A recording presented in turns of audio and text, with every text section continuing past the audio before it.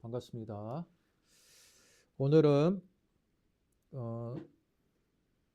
카톨릭과 개신교의 차이라는 주제 중 가운데 구원론에 대해서 우리가 한번 알아보도록 하겠습니다. 똑같이 예수 그리스도를 믿고 하나님을 믿는 종교지만 카톨릭은 구원론에서 우리하고는 참 상당한 차이가 있습니다. 오늘 그 중에서 구원론 중에서 칠성례 중심으로 차이를 좀 알아보도록 하겠습니다.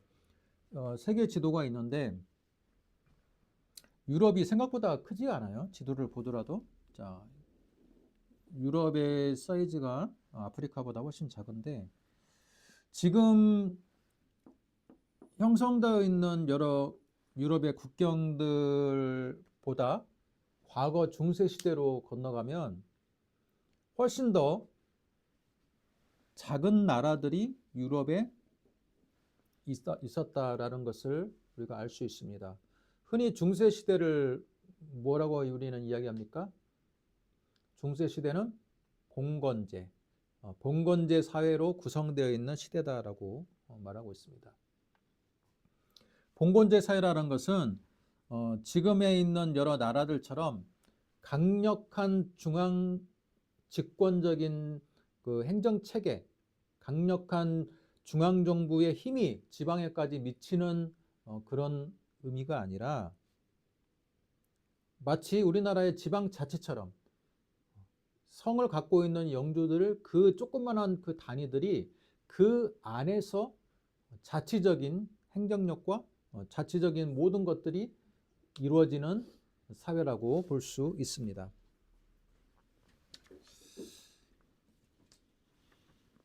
지도를 잠깐 내리고요. 잠깐 내리겠습니다. 여러분, 중세시대 이전에도 제가 몇 번 말씀을 드렸는데 지금 로마 카톨릭 같은 경우는 현대적인 그런 모든 사람들이 만민적인 평등의 개념보다는 중세시대 때 형성이 되어 있는 그런 개념들을 많이 갖고 있습니다. 여러분, 중세시대 때의 잠깐 계층들을 보면요.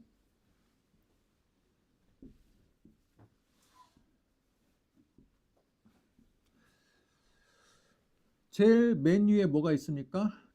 교황이 있습니다. 교황이나 또는 왕이 있습니다. 두 번째 계층에서는 뭐가 있습니까? 주교들이하고 귀족들이 있습니다. 세 번째는 일반 카톨릭 사제 계급들, 그리고 기사 계급들이 있습니다. 그리고 마지막에는 뭡니까? 평민이지만 중세시대 때는 농노라고 부릅니다. 우리 조선시대로 말하면 뭐라고 말합니까? 하인? 또는 천민적이라고 볼 수 있는데 이 교황이나 왕은요, 뭐 0.0001% 굉장한 소수의 계급이 지배계층을 형성하고 있고 주교 귀족들도요. 제가 좀 조사한 바에 의하면 주교나 귀족들 계급조차 0.01% 미만입니다. 전체 인구 가운데 0.01% 미만. 그리고 성직자나 이런 기사 계급이 1에서 2%밖에 안 됩니다. 그러면 여러분, 이 농노라는 계층, 농노라는 계급이 절대적으로 비중을 차지하고 있는 사회라고 볼 수 있습니다. 95% 이상이에요. 95% 이상. 95% 이상의 농노가 중세 시대를 떠받치고 있는 사회입니다. 그러면 이 농노들은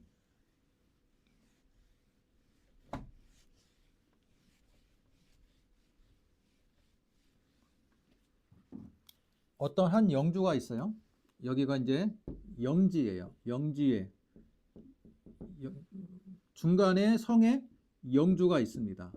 영주는 어떤 사람입니까? 기사 계급이죠. 기사 계급이고 어떤 땅을 분배받았어요. 중앙 왕으로부터 분배받고 분배받은 그 왕에게 충성을 맹세하고 왕은 충성을 맹세한 대가로 봉토를 허락하는 거죠. 영지는 한마디로 봉토입니다. 봉토를 분양을 받습니다. 그러면 이 영주는 이 안에서는 거의 왕과 같은 역할이에요. 전쟁이 날 때는 이 영주가 참전을 해가지고 대표해가지고 충성을 맹세하고 또 소정의 수확물이나 또는 세금을 내는 것, 중앙정부에 세금을 내지만 봉토 안에서는 이 영주는 막강한 권력이 있습니다. 그러면 영주 안에 또 뭐가 있어요? 조그마한 사제 계급들이 있어요. 그리고 나머지 사람들이 다 농노들이 영주로부터 땅을 분배받아 가지고 어때요? 농사를 짓고 살아갑니다. 이게 중세의 구조입니다. 중세는요, 넓은 땅이 통일왕국을 이루고 있는 시대가 아니라 조그마한 이 봉토를 받은 곳들이 여러 개, 수백 개가 뭉쳐있는 구조라고 볼 수 있습니다.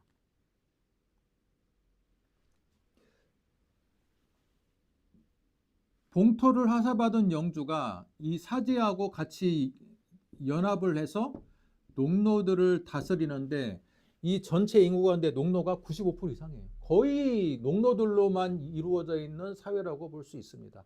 소수의 지배 계급이 농노들을 착취해서 사회가 세워질 수 있습니다. 그러면 이 농노들에게 어떤 권한이 있습니까? 농노들에게는 권한보다는 오히려 제재사항이 많아요. 거주 이전의 자유가 있어요, 없어요? 없어요. 거주 이전 안 됩니다. 농노는 한번 태어나면 그 영주의 소유물이기 때문에 영주를 조그마한 봉토를 벗어날 수가 없어요. 평생 죽을 때까지 이 안에서 자라다가 죽게 돼 있어. 태어나서 자라고 죽고요. 괜찮아요. 영혼 안 되는 거예요? 그럼요. 재산은 소정의 재산만 허락이 돼. 다 농사 짓고 나서 목축하고 나서 많은 것들을 영주를 위해서 바칩니다. 뿐만 아니라 어때요?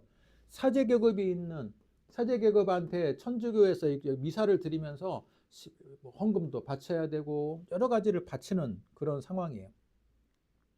자, 이처럼 폐쇄적인 사회입니다. 굉장히 폐쇄적인 사회에서는요, 특징이 뭐냐면 외부에서의 소문이나 그런 것들이 굉장히 늦습니다. 심지어 십자군 전쟁이 일어났는데 여러분 또는 어디 나라가 멸망했다는 소식을요, 이 봉토에 있는 사람들은요 수십 년이 지나야지 들어요. 지금처럼 뉴스가 우리나라는 어떻습니까? 핸드폰만 열면 그냥 동시적으로 소식을 접할 수 있는 시대는 지금 현대에 와서야 지금 이루어진 거고, 과거로 갈수록 특별히 중세 시대로 갈수록요, 어떤 나라에 대한 소문들은요 정말 듣기가 힘든 시대, 귀 막고 눈 막은 시대라고 볼 수 있습니다. 그러면 이 농노들이 한마디로 추노하지 않도록, 여러분 우리 조선시대 때 추노가 있었죠. 노비가 자신들의 사회 불만을 품거나 주인의 그 폭압에 감당하지 못해서 도망가면 이것을 추적하는 추노꾼들이 있었는데, 농노들도 추노가 이루어지지 않도록 어떤 시스템을 마련했냐면 천주교가요, 바로 미사라는 것을 통해 가지고 이들이 안정적으로 이 봉토 안에서 농노들이 생활할 수 있도록 만들었어요. 한마디로 말하면 요람에서 무덤까지 철저하게 영주한테 충성하고, 누구한테 또 충성해요? 사제로 대표되는 그룹들에게 올가매지게 그런 사회적인 시스템을 만들었습니다. 자, 어떤 시스템을 만들었는지 한번 보도록 하겠습니다. 카톨릭의 구원론이 바로 그거하고 연관이 있어요. 맨 처음에 농노가 태어났어요.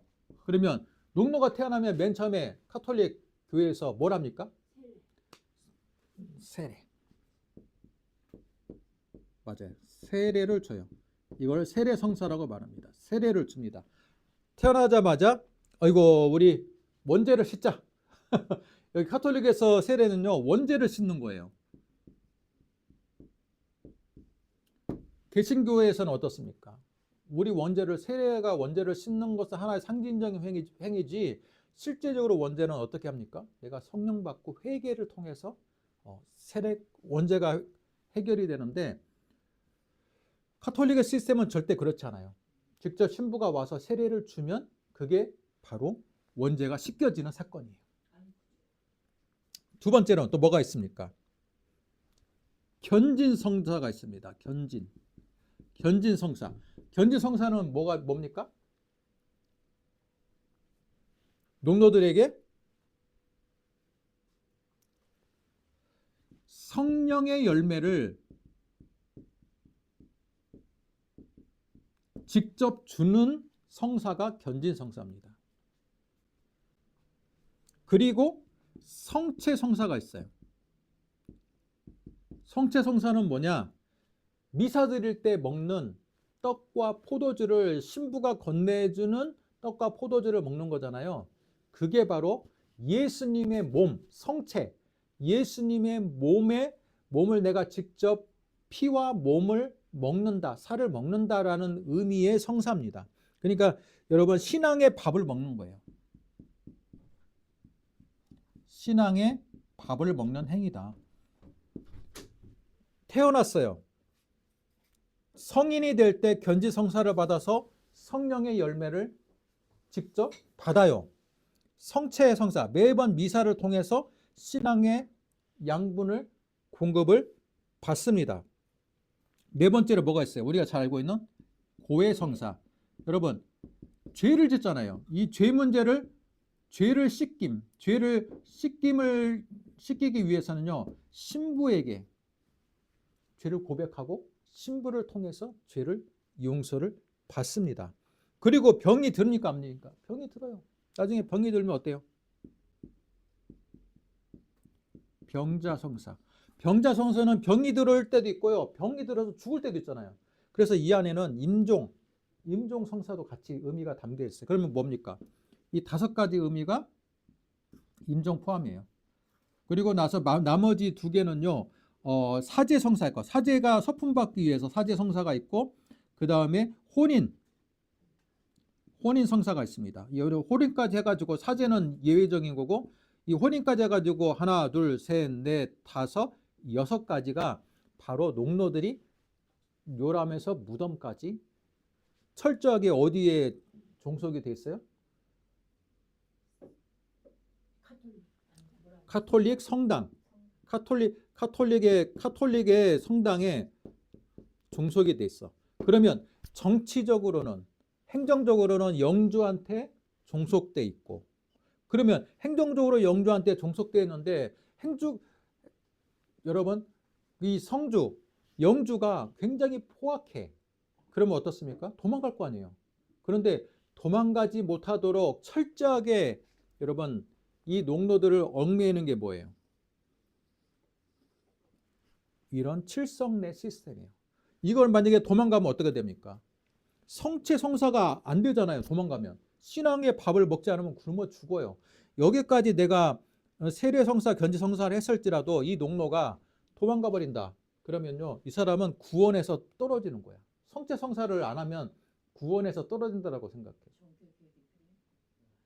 여러분 우리 삼시세끼 안 먹으면 어떻게 돼요? 며칠만 안 먹어도 사람 굶어 죽잖아요.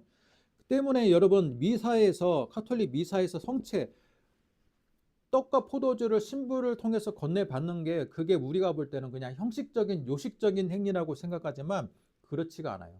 거기서는 진짜 신앙의 밥을 먹는 거야. 밥을 먹지 않으면 내가 그동안 세례 성사를 받고 견지 성사를 받았을지라도 성령의 열매라고 공식적으로 인정을 받았을지라도 성체에 참여하지 않으면 신앙의 밥을 먹지 않아서 구원에서 떨어지는 거예요. 그리고 농노가 도망가면 성체 성사도 안 될 뿐만 아니라 고해 성사가 됩니까? 안 됩니까? 안 돼요. 죄의 씻김이 없어. 죄로 인해서 죽어. 그리고 임종할 때 병자 임종할 때 신부가 그죠? 천국 환송의 그 의식을 해야지만이 내가 천국의 티켓을 딸 수가 있는 거야.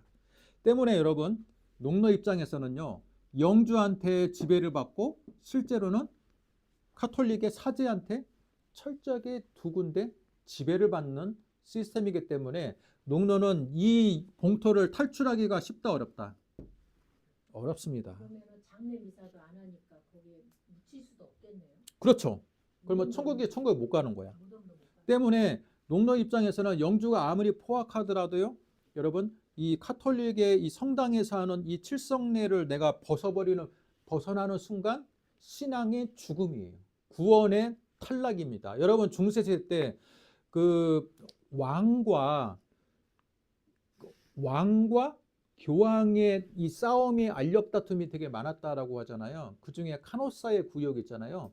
교황의 권위가 더 우선시되었던. 그래서 왕조차도 무서워했던 게 뭐냐면 파문입니다.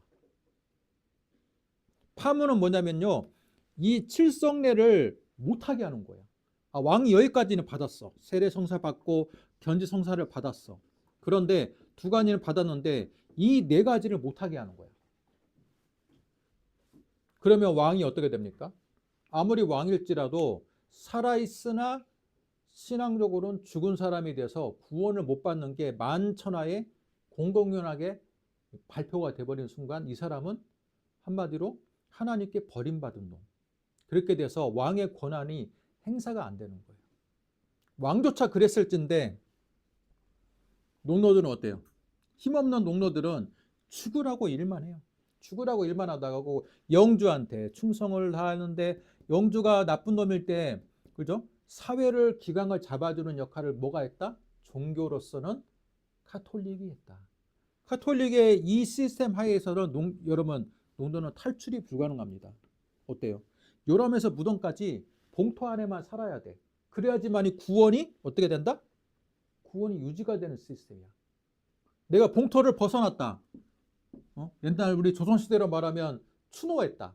추노했어. 노비가 탈출했어.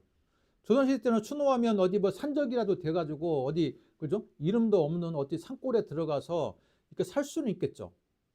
물론 추노꾼들이 쫓아와서 재수 없으면 잡히겠지만 그런데 중세시대 때는요 이 봉토 안에서의 이 삶이 카톨릭이 그 종교적으로 봉토 안에서의 삶으로서만 생을 마감할 수 있도록 종교적인 시스템이 되어버렸어요. 시스템이 됐어.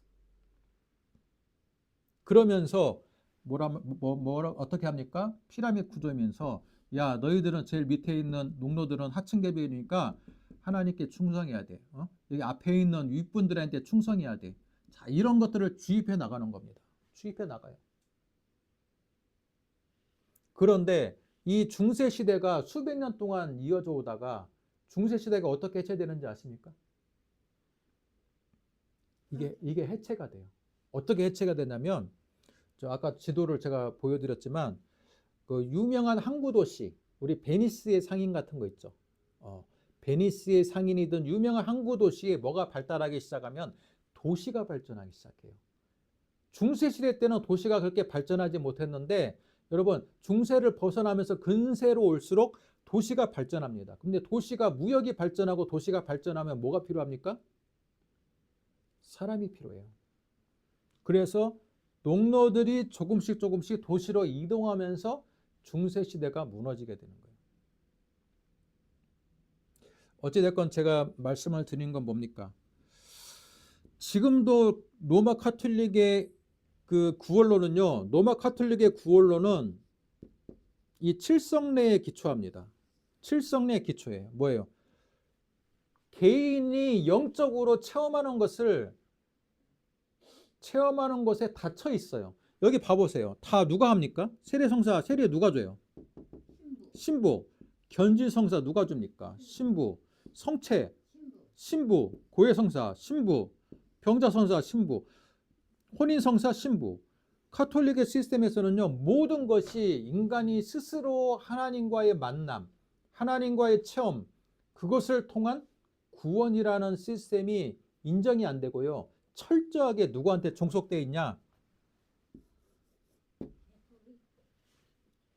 일반 평신도보다 위의 계층인 사제에 의해서. 왜? 계층이 높으니까. 하나님과 더 가까우니까. 계층 사제에 의해서만이 구원이 유지되는 시스템이야. 이게 더 현대인에 가깝습니까? 아니에요. 이거는 철저하게 중세적인 구원 시스템이자 세계관입니다. 개신교는 어때요? 아니, 루터가 생각했던 게 뭡니까?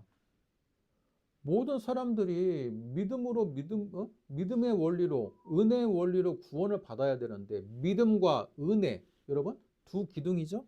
근데 믿음과 은혜라는 이 곳은요, 카톨릭에서는 믿음과 은혜가 찾기가 힘들어.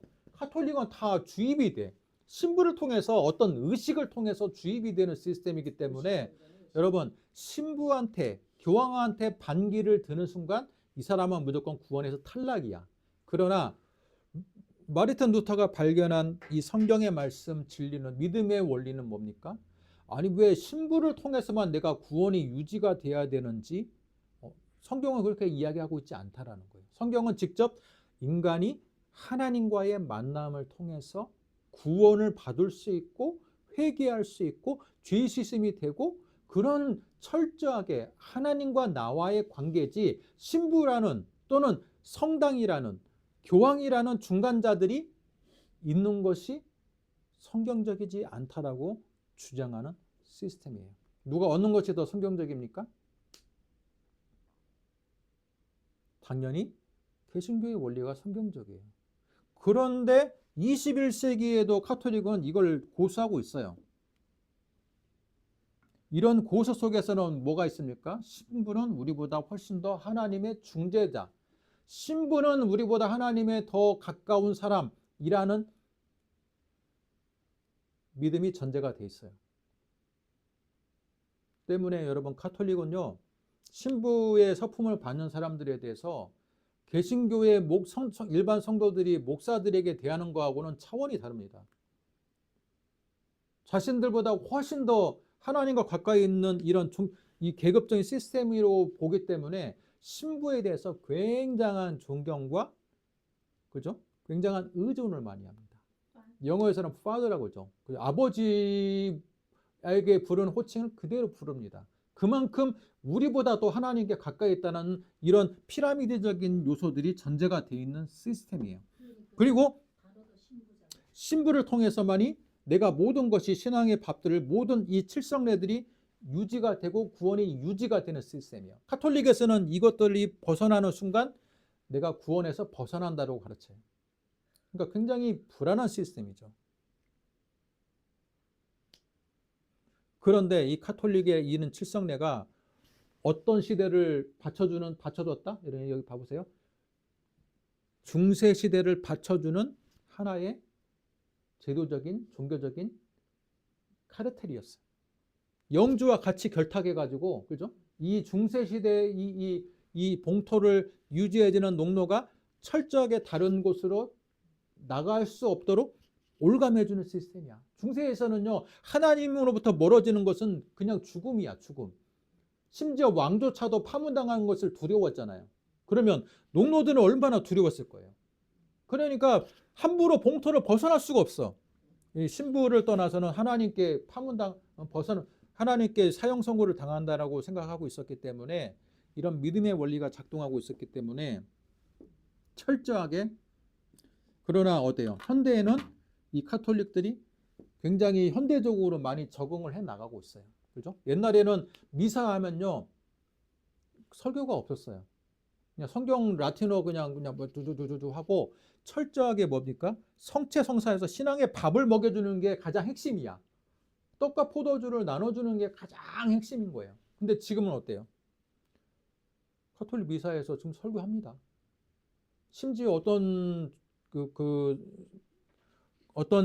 사제들은요, 20분, 30분씩 하고 막 그래요. 우리 개신교처럼 자신들의 부족한 부분들을 보완해 나가는 거예요. 옛날에는 설교 안 했어. 그러면서 점점 현 시대에 적응해 나가도록 노력하고 있는데, 개신교는 설교 카톨릭과의 차이가 말씀의 강론이었는데 지금은 어때요? 카톨릭도 하고 있고 대신에 일반 교회에서는 어떤 모순이 있습니까? 철저하게 자본주의적으로 교회를 운영하다 보니까 너무 개교회 중심적이에요. 그죠? 어느 한 교회가 지역에서 같이 협력해야 될 대상이 아니라 똑같이 그리스도의 몸이고, 그죠? 머리가 그리스도이고 우리는 그리스도의 몸된 각 교회, 개교회다라는 인식이, 이 연합의식이 많이 사라졌어요. 자본주의적인 시스템. 우리 동네 안에서 내가 부흥하기 위해서는 저 옆에 있는 교회 성도가 가면 안 돼. 철저하게 뭡니까? 상업화되고 경쟁화됐어요.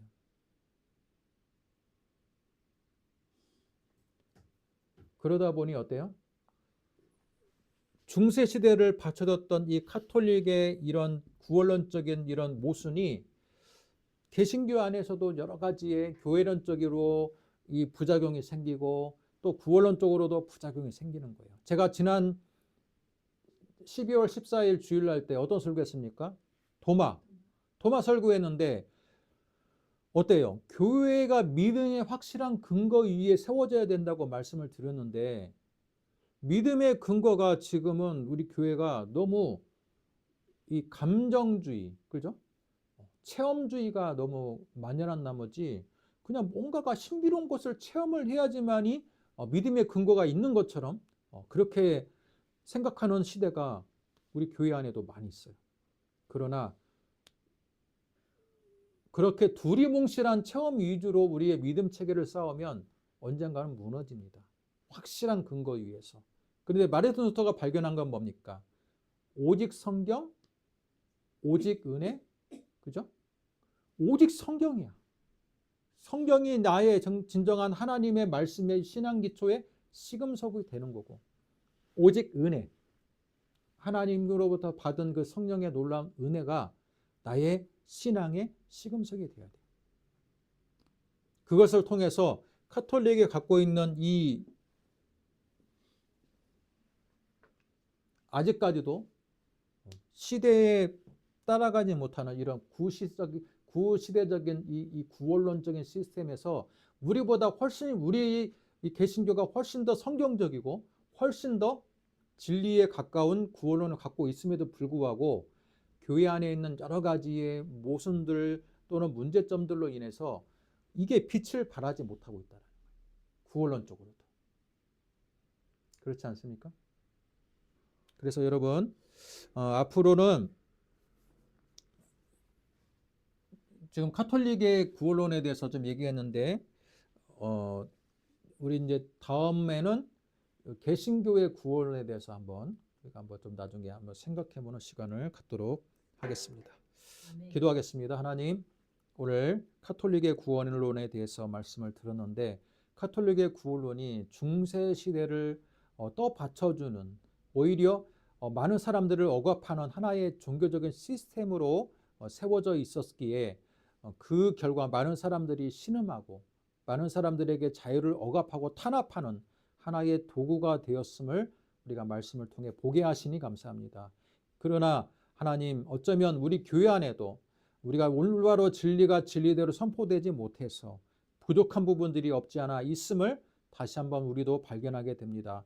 이번 공부를 통해서 우리가 다시 한번 하나님의 말씀이 올바른 진리의 터 위에 세워지는 그런 은혜가 있기를 소망합니다. 주님 함께하여 주시고 우리들의 학습과 우리들의 공부 위에 하나님의 놀라운 지혜 능력이 함께하여 주옵소서. 예수님의 이름으로 기도드립니다.